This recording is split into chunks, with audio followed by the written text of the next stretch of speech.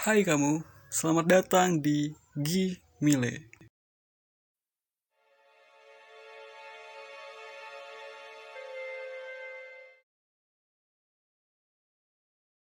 Di suatu zaman yang sangat dahulu sekali, ada sebuah kerajaan yang damai dan tentram.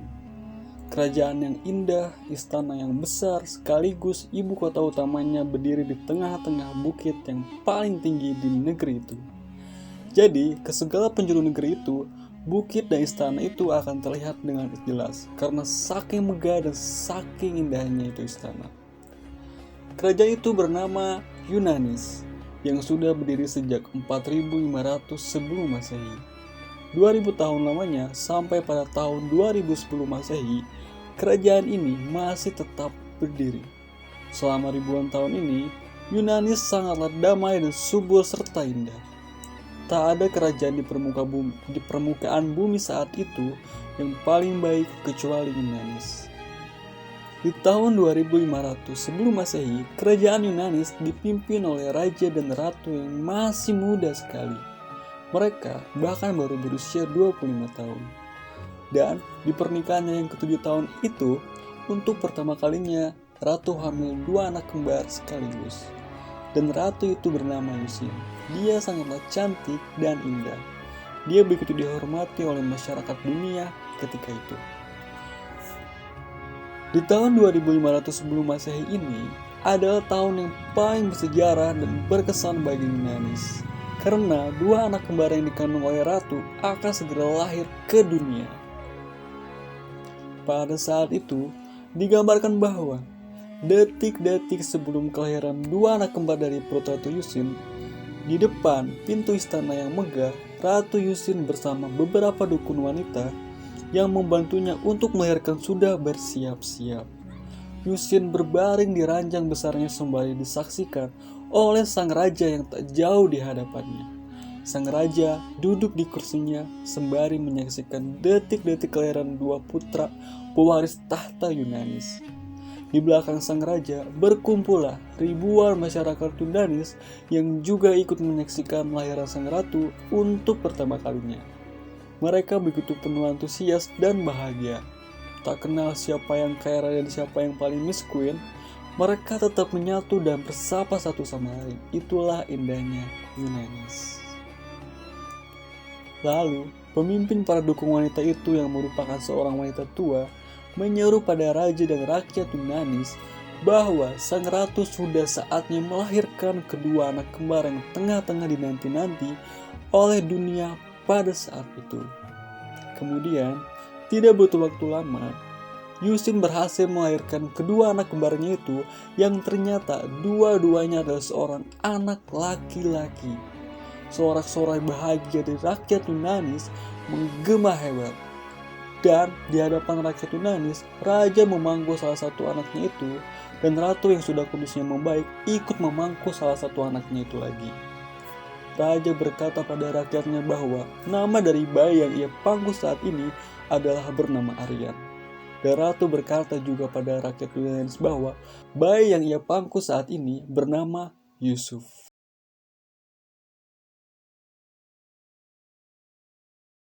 Sepuluh tahun berlalu, seperti matahari yang terbit lalu kembali terbenam dengan satu kedipan mata saja. Negeri Yunani semakin penuh warna dengan adanya 2 pemuda raja dan ratu yang telah genap berusia 10 tahun ketika itu. Semakin tumbuhnya 2 putra kerajaan ini, yaitu Yusuf dan Aryan, mereka ternyata memiliki sifat dan perilaku yang sangat berbeda. Padahal mereka lahir ke dunia bersama-sama di satu rahim yang sama pula. Disampaikan bahwa Yusuf memiliki wajah yang tampan bagi orang-orang Eropa, namun Aryan memiliki wajah tampan yang mirip dengan orang-orang Timur Asia. Dan selama 10 tahun ini, Yusuf selalu bersama Yusin dan Aryan selalu bersama Davidun, ayahnya. Dikisahkan bahwa awal mula dari sebuah pecah belah terjadi ketika Davidun tengah berduaan dengan Aryan yang ketika itu masih berusia 10 tahun. Di sebuah padang rumput yang indah sekali ketika di pagi hari. Davidun ketika itu berkata kepada Aryan bahwa Aryan memiliki sifat yang sangat berbeda dengan saudara kembarnya, yaitu Yusuf. Aryan yang ketika itu masih kecil, tidak paham maksud dari ayahnya itu apa. Dan Davidun mengatakan lagi kepada Aryan bahwa perbedaan sifat serta perilaku Aryan dan Yusuf ada sangkut pautnya dengan tahta kerajaan. Dan dengan lantang Davidun berkata kepada Aryan bahwa dirinya mungkin akan memberikan tahta kepada satu anak laki-lakinya saja, tidak jadi dengan dua anak laki-lakinya langsung seperti yang sudah disepakatkan ketika Aryan dan Yusuf baru lahir ke dunia. Tak jauh di belakang mereka berdua, Yusuf ternyata tengah mengintip dan berhasil menyaksikan apa yang telah diucapkan ayahnya sendiri. Hal itu membuat Yusuf semakin yakin untuk selalu jaga jarak dengan saudaranya sendiri, yaitu Aryan. Dikatakan bahwa Yusuf langsung mengadu kepada ibunya Yusin tentang ayahnya yang mengatakan bahwa pewaris tahta kerajaan hanya akan diberikan kepada satu anak laki-lakinya dari Yusuf atau Aryan. Apalagi Yusuf kembali berkata kepada ibunya bahwa Davidun sepertinya pilih kasih padanya. Di saat itu juga, Yusin menjadi marah besar dan mulai benci kepada Aryan, anaknya sendiri. Dan Yusin mulai menghasut Yusuf untuk benar-benar tidak dekat dengan Aryan. Karena bagi Yusin, bisa jadi Aryan memiliki sifat jahanam untuk bisa menjatuhkan Yusuf, agar tahta kerajaan hanya menjadi miliknya. Di hari itu pula, Yusin mulai menjaga jarak dengan suaminya sendiri dan memutuskan untuk pisah ranjang tanpa penjelasan sedikit pun pada Davidun. Dan Davidun itu sendiri pun hanya bisa diam dan tak ingin banyak bicara pada Yusin.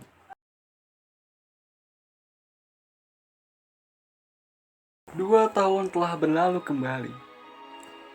Bagi masyarakat Yunanis, kerajaan Yunanis di hari ini sangat indah karena telah lahirnya dua putra kerajaan yang kini sudah beranjak remaja. Dan akhirnya, Yusuf dan Aryan mulai dikenal sebagai dua pemuda yang tampan dan menawan tiada tiganya di dunia saat itu.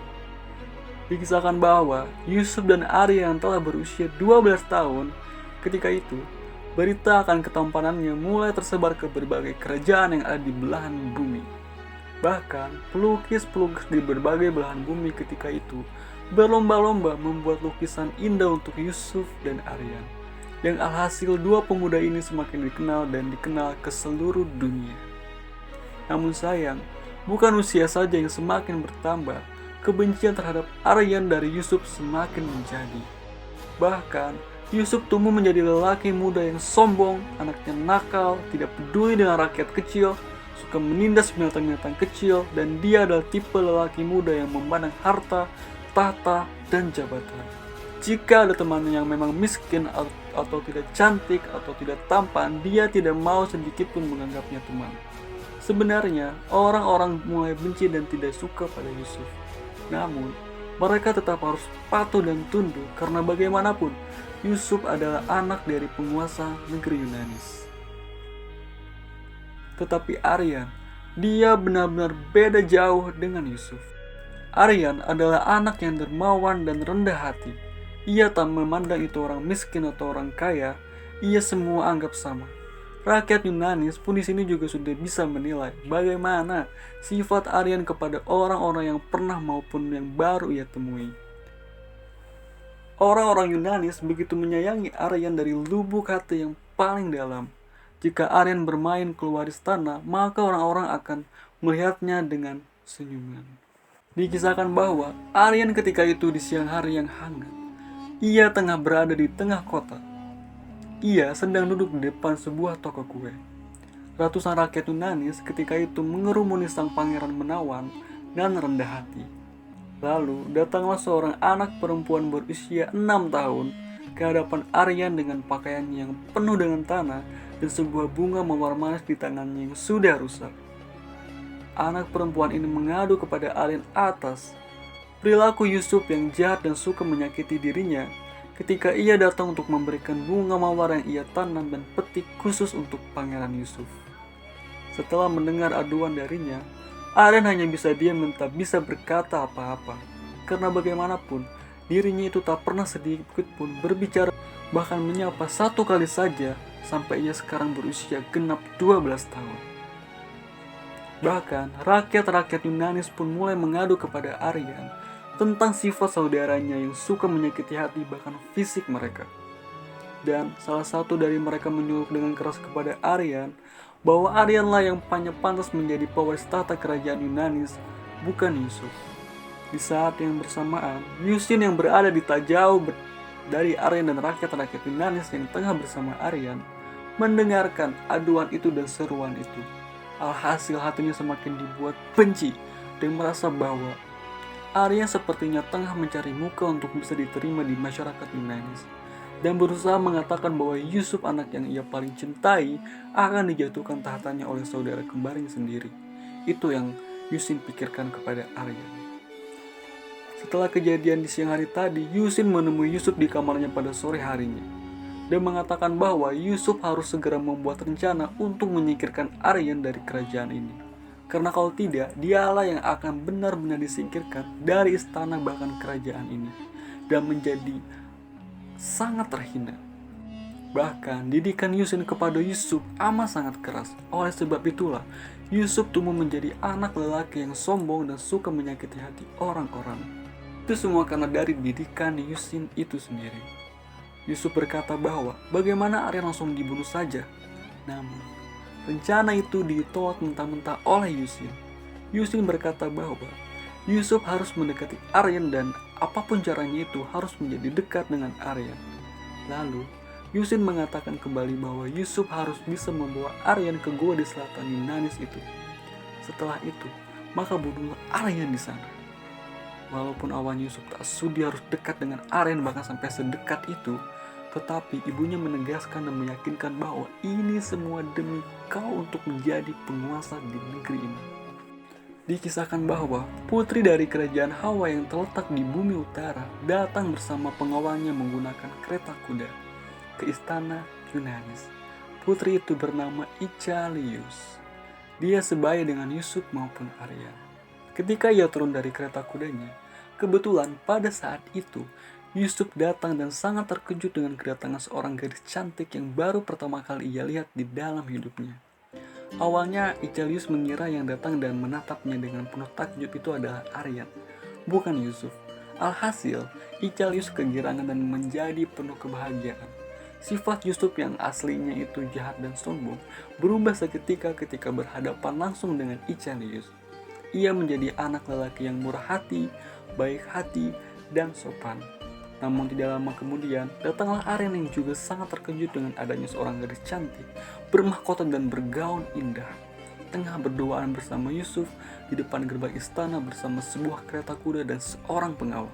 Icalius akhirnya melihat keberadaan Aryan yang berada di pintu istana. Awalnya dirinya mengira itu Yusuf.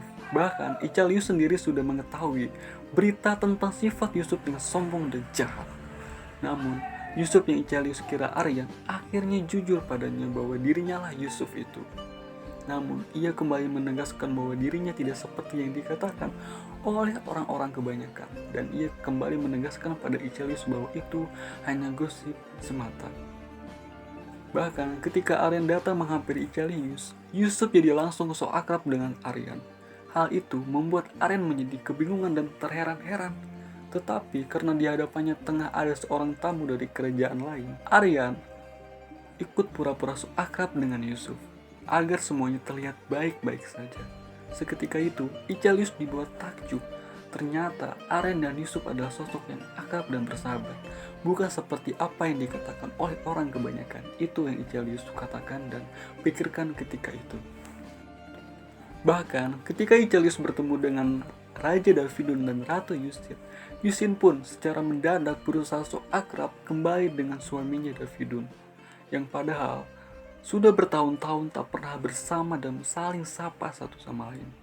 Davudun pun di sini heran dan merasa aneh pada Yusin.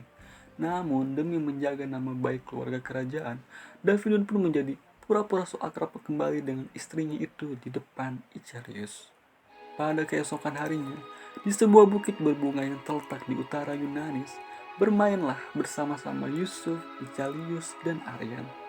Namun, ada kejadian yang sangat menarik ketika itu, bahwa ada seorang gadis yang sebaya dengan mereka bertiga, tengah mengintip kebersamaan mereka bertiga. Akhirnya hal itu disadari oleh Icelius. Ia langsung memberitahu pada Aryan bahwa ada gadis yang sudah mengintip kebersamaan kita sejak dari tadi. Lalu, Aryan yang sudah tidak asing dengan gadis itu berkata kepada Icelius dan Yusuf bahwa gadis itu yang tengah mengintip kita itu sebenarnya bernama Afiru. Kemanapun aku pergi, pasti gadis itu akan selalu mengikuti. Itu ungkap Aryan pada Yusuf dan Icelius. Dan jika dipanggil untuk menghampirinya, gadis itu pasti akan berlari menjauh. Kemudian, pandangan Yusuf akhirnya terfokuskan ke sebuah gua yang berada di puncak bukit di selatan Yunanis. Gua itulah yang akan membuat Aryan bisa dilenyapkan oleh Yusuf demi dirinya agar bisa menjadi pewaris tahta kerajaan Yunanis ini. Lalu, Yusuf menyuruh kepada Aryan dan Icelius untuk melihat sebuah gua yang berada di puncak bukit di selatan Yunani sana. Gua itu digambarkan sangat menyeramkan dan dipenuhi oleh ilalang yang tinggi. Bahkan Aryan berkata bahwa ayahnya pernah melarang dirinya untuk pergi ke sana. Karena kata ayahnya, gua yang ada di sana itu ada sesuatu yang tidak bisa untuk dijelaskan dan tidak boleh untuk dicari tahu sama sekali. Tetapi di sini Yusuf berkata kepada Aryan dan Icelius, bagaimana jadinya mereka bertiga menghampiri saja gua itu? Siapa tahu kan ada yang bisa dicari tahu. Awalnya Aryan menolak. Bahkan Icelius pun ikut-ikutan menolak. Namun karena Yusuf terus meyakinkan dan membujuk mereka berdua, akhirnya Aryan dan Icelius setuju untuk mendatangi gua di selatan Yunanis itu. Setelah perjalanan yang cukup panjang menunggangi kuda, akhirnya mereka bertiga telah sampai di depan gua ini langsung. Gua yang sudah ada di hadapan mereka ternyata tidak semenyeramkan yang mereka lihat dari jauh. Gua itu tampak biasa saja dan seperti tak ada kehidupan di dalamnya. Awalnya Icelius takut untuk memasuki gua itu, namun berkat rasa yakin yang diberikan Yusuf dan Aryan padanya, membuat dirinya setuju untuk ikut memasuki gua yang tidak pernah didatangi oleh satu manusia manapun pada zaman itu. Ketika mereka bertiga sudah berada di gua yang gelap ini, mereka bertiga merasakan di dalam gua ini sangatlah sejuk dan nyaman sekali. Lalu, Aryan memutuskan untuk membuat sebuah obor agar gua ini dapat dilihat dengan lebih jelas lagi. Ketika obor sudah dibuat dan nyala api sudah bisa menerangi gua ini, terlihatlah dengan jelas sebuah gua yang ternyata tidak luas dan tidak sempit juga. Dan Aryan mendapati bahwa di dinding-dinding gua ada sebuah lukisan yang banyak sekali dan membuat dirinya menjadikan itu pusat perhatian. Lukisan itu menggambarkan sebuah kehidupan yang tidak pernah ada kehidupan seperti di lukisan itu pada zaman itu. Lukisan itu menggambarkan tentang sebuah kota besar, gedung-gedung tinggi pencakar langit, seorang manusia yang tengah mengendari benda seperti lebah, dan seorang manusia yang tengah duduk di sebuah benda yang dapat bergerak. Lalu, ada satu gunung di dalam lukisan itu yang dimana gunung itu yang menghadap langsung ke sebuah kota besar yang megah dan penuh teknologi canggih itu. Yusuf, Aryan, dan Icelius terheran-heran dan penuh kebingungan dengan sebuah lukisan yang ada ini. Yusuf kemudian seorang diri berusaha menyusuri gua ini, yang pada akhirnya dirinya menemukan sebuah jalan keluar yang dihalangi oleh semak belukar yang tinggi. Kemudian Yusuf pun ketika memasuki semak belukar itu, dirinya sangat terkejut dengan adanya sebuah taman yang indah, penuh dengan bunga dan beberapa pohon apel yang berbuah lebat. Lalu, ia mendengar sebuah bunyi-bunyi yang tak pernah ia dengar sebelumnya. Bahkan, ia mendengar beberapa suara manusia yang aneh sekali di pagi dirinya. Kemudian, Yusuf mencoba menyusuri jalan setapak itu dan berakhirlah dia di sebuah jalan bertanah yang asing baginya. Namun, ketika pandangannya terarah jauh ke depannya, ia sangat terkejut ketika melihat sebuah kota besar yang sama persis seperti digambarkan di lukisan yang di dalam gua tadi. Ia seketika itu terduduk dan penuh terheran-heran. Bahkan tepat di depan jalan yang tengah ia duduk itu, ada sebuah jurang yang dalam. Nah, di saat yang bersamaan, Yusuf berpikir bahwa ia harus membuat Aryan jatuh ke dalam jurang itu. Lalu, setelah dirinya memiliki ide yang bagus itu, ia kembali memasuki gua itu dan berlari sekencang-kencangnya. Ia memanggil Aryan dan meminta Icelius untuk tidak ikut dulu, karena ada sesuatu yang hanya Aryan perlu tahu. Icelius pun setuju untuk menunggu di depan gua saja. Lalu Aryan dibawa oleh Yusuf untuk segera melihat keajaiban yang sangat nyata itu. Ketika Aryan sudah berada di depan semak belukar yang menghalangi jalan untuk keluar dari gua ini, ia mulai memiliki perasaan yang tidak baik pada Yusuf. Namun Yusuf meyakinkan bahwa dirinya akan melihat keajaiban yang sangat nyata. Kemudian masuklah ia ke dalam semak belukar itu dan alhasil Aryan pun dibuat takjub dengan pemandangan sebuah taman yang indah di luar gua ini. Lalu Aryan pun ikut mendengarkan suara-suara aneh yang cukup jauh dari tempatnya sekarang. Kemudian Yusuf berkata pada Aryan untuk mengikuti dirinya. Dan ketika Yusuf dan Aryan sudah berada di jalanan bertanah yang tadi Yusuf datangi, Aryan langsung dibuat takjub dengan pemandangan kota besar yang penuh dengan teknologi yang sangat canggih. Ketika Aryan yang tengah terbuai dengan keindahan kota besar yang jauh di depannya, Yusuf yang sudah memiliki niat jahat akhirnya langsung mendorong Aryan ke dalam jurang, yang kemudian membuat Aryan berteriak-teriak. Di saat yang bersamaan, Yusuf pun tertawa-tawa jahat melihat saudaranya yang telah terjatuh ke dalam jurang yang dalam itu. Di saat yang bersamaan, Icalius ternyata mengikuti langkah Yusuf dan Aryan dan langsung menyaksikan Yusuf yang sudah mendorong Aryan ke dalam jurang yang dalam itu. Alhasil Icalius berteriak sekencang-kencangnya, kemudian Yusuf langsung menoleh padanya dan langsung mengejarnya. Ketika Icalius akan kembali masuk ke dalam gua itu untuk melarikan diri, sayang ia tersandung ranting kayu. Dan seketika itu, Yusuf langsung menduduki tubuh Icalius dan mencekik lehernya sembari berkata bahwa dirinya harus mati sama seperti Aryan. Kalau tetap ingin hidup, rahasiakanlah kejadian ini dan berikanlah kesaksian palsu kepada raja dan ratu Yunanis bahwa Aryan terjatuh ke dalam jurang karena terpeleset. Awalnya Icalius tidak mau, namun karena Yusuf semakin keras mencekik leher Icalius akhirnya berjanji dan menyatakan iya dirinya bakal bersaksi palsu depan Raja Davidun dan Ratu Yusin. Kemudian Yusuf pun langsung melepaskan Icalius. Icalius akhirnya terbatuk-batuk sembari kesakitan gara-gara cekikan Yusuf yang sangat kasar.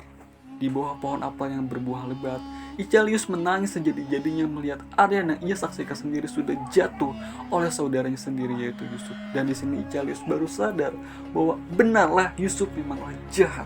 Melihat Icalius yang tengah menangis terseduh-seduh membuat hati Yusuf tersentuh. Ia lalu berikan sebuah apel merah yang meronak padanya. Namun ketika Yusuf mengusap rambut panjang dari Icalius, Yusuf memiliki niat jahat kembali untuk menyetubuh Icalius di tempat itu. Awalnya Yusuf memujuk Icalius untuk melayaninya. Namun Icalius langsung melempar apel yang baru ia gigit itu ke wajah Yusuf dengan kasar. Alhasil Yusuf marah besar dan langsung memperkosa Icalius di taman itu juga. Setelah ia selesai dengan kejahatan yang ia lakukan kepada Icalius, Yusuf pergi untuk mengambil kudanya dan kembali lagi ke tempat ini. Kemudian ia memangku Icalius yang sudah bergelimang air mata atas kelakuan tak semenanya itu. Icalius kini pasrah dan tidak bisa melakukan apa-apa lagi.